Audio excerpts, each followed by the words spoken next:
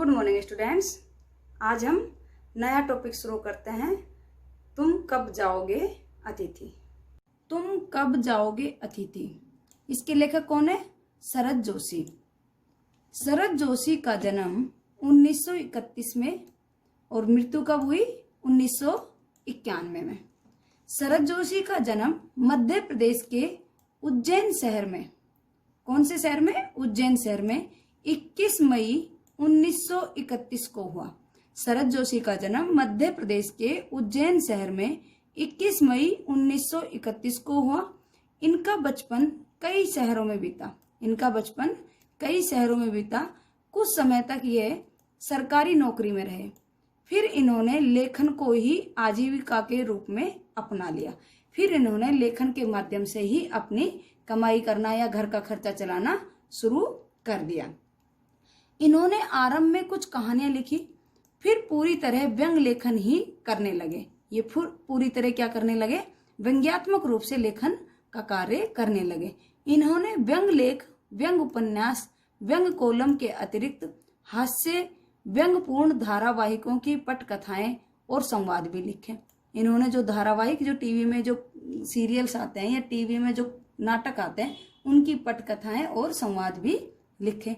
हिंदी व्यंग को प्रतिष्ठा दिलाने वाले प्रमुख व्यंगकारों में शरद जोशी का भी एक नाम है। हिंदी व्यंग में प्रतिष्ठा दिलाने वाले प्रमुख व्यंगकारों में शरद जोशी का भी एक नाम है। जैसे हरिशंकर परसाई भी व्यंग्यात्मक लेखन है, वह भी व्यंग को लिखते हैं, और ऐसे ही शरद जोशी भी व्यंग्यात्मक कृतियां लिखते हैं। शरद जोशी की प्रमुख व्यंग कृतियां: परिक्रमा, किसी बहाने, जीप पर सवार इल्लियां, तिलिस्म, रहा किनारे बैठ, दूसरी सतह, प्रतिदिन, दो व्यंग नाटक। परिक्रमा, किसी बहाने, जीप पर सवार इल्लियां, तिलिस्म, रहा किनारे बैठ, दूसरी सतह, प्रतिदिन, दो व्यंग नाटक। अंधों का हाथी और एक था गधा। दो व्यंग नाटक कौन कौन से? अंधों का हाथी और एक था गधा। और पहले ये जो परिक्रमा, किसी बहाने, जीप सवार इल्लियां, ये सब क्या है? काव्य संग्रह। एक उपन्यास मैं केवल मैं उर्फ कमलमुख बीए, ये क्या थे इसके? उपन्यास। शरद जोशी की भाषा अत्यंत सरल और सहज है। शरद जोशी की भाषा कैसी थी? कैसी भाषा में लेखन कार्य करते थे? सरल और सहज, आराम से समझ में आ जाने वाले। मुहावरे और हास्य प्रयास का हल्का स्पर्श देकर इन्होंने अपनी रचनाओं को अधिक रोचक बनाया।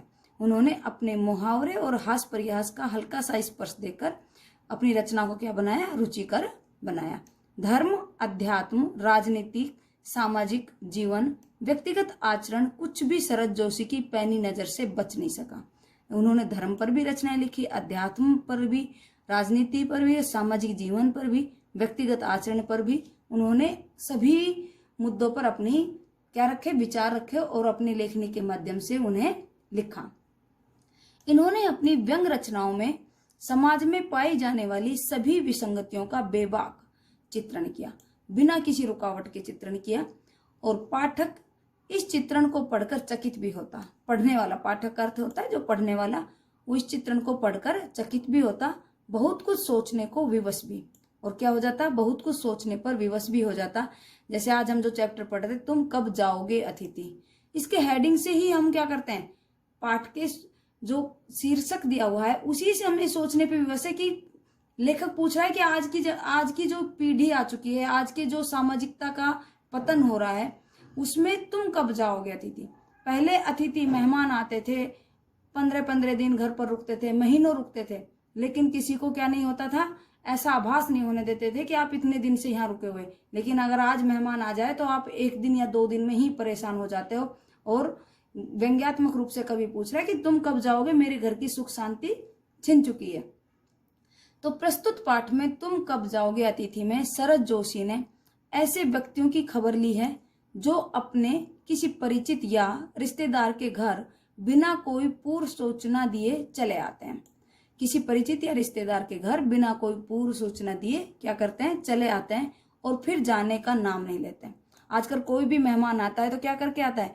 फोन वगैरह करके आते हैं, कल मुझे आना है, कोई काम है, आप कितने समय कितने बजे मिलोगे, तो सूचना देकर आते हैं। लेकिन बिना सूचना दिए जो आ जाते हैं और फिर जाने का नाम नहीं लेते, भले ही उनके टिके रहना मेजबान पर कितना ही भारी क्यों ना पड़े। और फिर उनका टिका रहना आज महंगाई के जमाने में उस मेहमान पर कितना ही, मेजबान जो खातिरदारी कर रहा है उस पर कितना ही भारी क्यों ना पड़े, उसकी जेब पर कितना ही ज्यादा खर्चा क्यों न आ जाए। किसी परिचित, आजकल क्या हो गया, हम सूचना देकर जाने लग गए। पहले कोई भी सूचना दिए बिना आता था, इतने संचार के माध्यम नहीं थे, आजकल संचार के माध्यम हो गए, तो हम सूचना देकर ही जाते हैं और फिर काम होते ही हम अपने घर वापस आ जाते हैं। लेकिन अगर कोई मेहमान बिना सूचने दिए आ जाए और वह काफी दिन घर पर रुक जाता है तो कैसा लगता है, सब ये सोचने लगते हैं कि तुम कब जाओगे, परेशान हो जाते हैं। ये काम करना था, यहाँ ये हो गया, अब ये हो गया, ऐसे मतलब परेशान हो जाना। तो वहां मेजबान को सोचना चाहिए कि इतने दिन मुझे किसी के घर नहीं रुकना चाहिए। अच्छा अतिथि कौन होता है?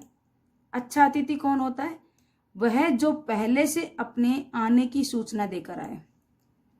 अच्छा अतिथि वही होता है जो पहले से आने की सूचना देकर आए, 1-2 दिन मेहमानी कराकर विदा हो जाए, 1-2 दिन रुककर ही घर से चला जाए, या वह जिसके आगमन के बाद मेजबान वह सब सोचने में विवश हो जाए, सोचने को जो इस पाठ के मेजबान निरंतर सोचते रहे। या तो वह आने के बाद मेजबान यह सोचने पर विवश हो जाए जो इस पाठ में लेखक सोच रहा है, निरंतर लगातार सोच रहा है।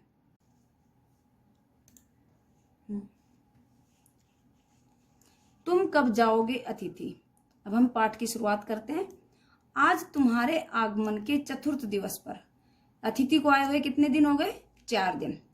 यह प्रश्न बार बार मन में घुमड़ रहा है, तुम कब जाओगे अतिथि। अतिथि को आए हुए 4 दिन हो गया और लेखक के मन में बार बार ये प्रश्न आ रहा है कि आप कब जाओगे अतिथि। जहां बैठे निसंकोच सिगरेट का धुआं फेंक रहे हो, जहां तुम बिना कोई संकोच के सिगरेट का धुआं फेंक रहे हो, उसके ठीक सामने एक कैलेंडर है, देख रहे हो ना, इसकी तारीखें अपनी सीमा में नम्रता से फड़फड़ाती रहती है। एक आप देख रहे हो, आपके सामने कैलेंडर लगा हुआ है और इसकी तारीखें नम्रता से क्या हो रही है, बढ़ती जा रही है और फड़फड़ाती रहती है कि आप कितने दिन हो गए आपको आए हुए। 4 दिन हो गए। अब लेखक मेजबानी करता करता थक गया और वह सोच रहा है कि यह अतिथि अब कब जाएगा। विगत 2 दिनों से मैं तुम्हें दिखाकर तारीखें बदल रहा हूँ। विगत बीते हुए 2 दिन से मैं तुम्हें रोजाना दिखाकर तारीखें बदल रहा हूँ। तुम जानते हो, अगर तुम्हें हिसाब लगाना आता है कि ये चौथा दिन है, अगर आपको हिसाब लगाना आता है तो आज कौन सा दिन हो गया? चौथा दिन हो गया है कि आपको आए हुए। तुम्हारे सतत आतिथ्य का चौथा भारी दिन, तुम्हारे लगातार जो आतिथ्य का कौन सा दिन चल रहा है? चौथा भारी दिन चल रहा है। पर तुम्हारे जाने की कोई संभावना प्रतीत नहीं होती, आपके जाने की कोई भी संभावना हमें दिखाई नहीं दे रही।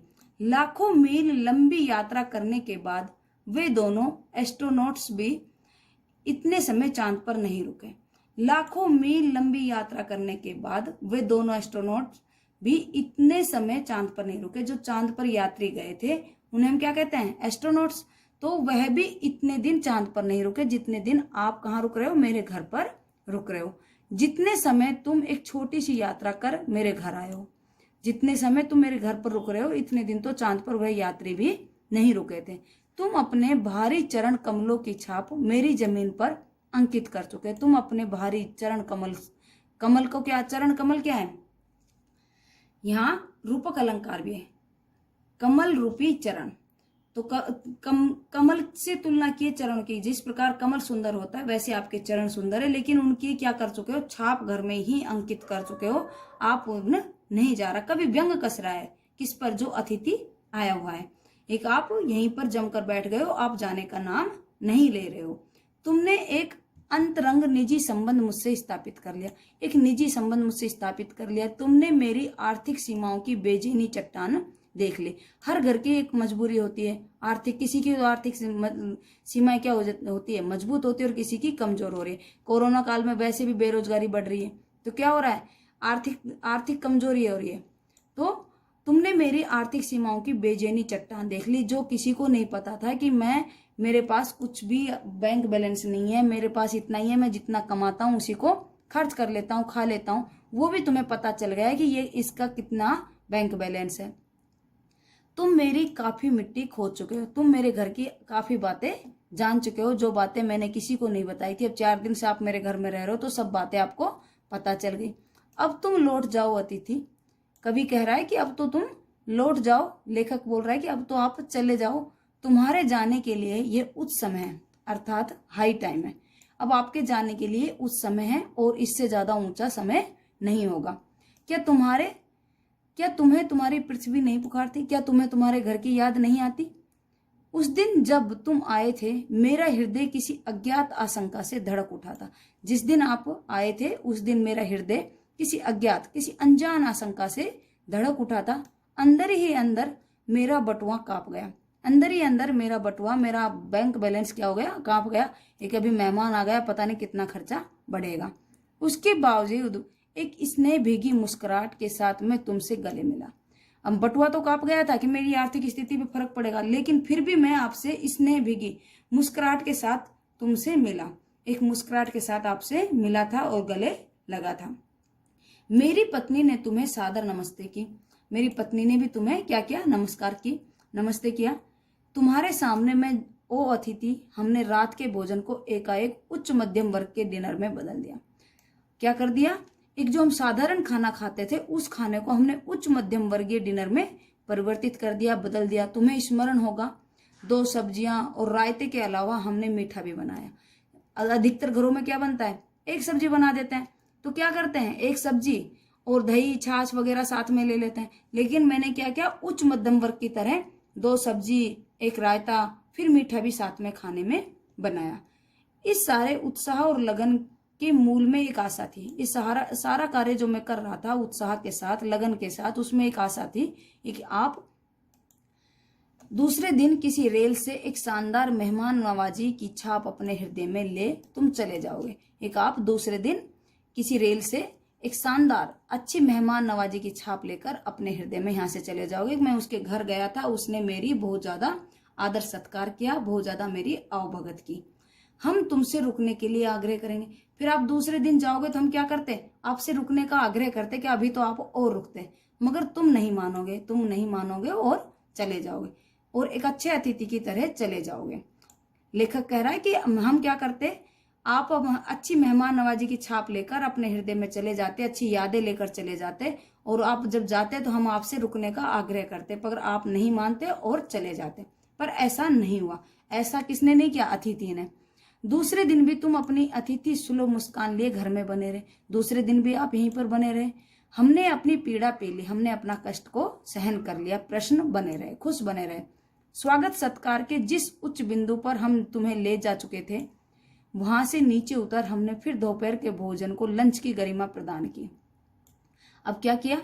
स्वागत सत्कार के जिस उच्च बिंदु पर हम तुम्हें ले जा चुके थे, उच्च बिंदु रात के खाने में उन्होंने क्या बनाया? 2 सब्जियां, रायता और मीठा भी। तो वे उच्च बिंदु पर ले जा चुके थे, लेकिन अब वहां से थोड़ा नीचे कम उतरा, नीचे आ गया, कुछ हल्का बनाया। हमने फिर दोपहर के भोजन को लंच की गरिमा प्रदान की और रात्रि में तुम्हें सिनेमा दिखाया। रात्रि में क्या किया? उन्हें सिनेमा दिखा के लाए, कोई फिल्म दिखा के लाए। हमारे सत्कार का ये आखिरी छोर था। अब हमारी आओ भगत का क्या था? ये आखिरी छोर था। इससे ज्यादा हम खर्च नहीं कर सकते थे। हमारे क्या हो रहा था? आर्थिक स्थिति पर वजन पड़ रहा था, हमारा बैंक बैलेंस गड़बड़ा रहा था, जिससे आगे हम किसी के लिए नहीं बढ़े और इससे आगे हम किसी के लिए भी आवभगत में नहीं बढ़े। इसके तुरंत बाद भावभीनी विदाई का वह भीगा हुआ क्षण आ जाना चाहिए था। इसके तुरंत बाद, सिनेमा दिखाने के तुरंत बाद ही आपके जाने का समय आ जाना चाहिए। क्षण का अर्थ क्या होता है? समय। जब तुम विदा होते और हम तुम्हें स्टेशन तक छोड़ने जाते, क्या करते? अच्छे मेहमान को विदा करने के लिए हम क्या करने जाते हैं? स्टेशन या बस स्टैंड तक छोड़ने जाते। पर तुमने ऐसा नहीं किया। Thank you class.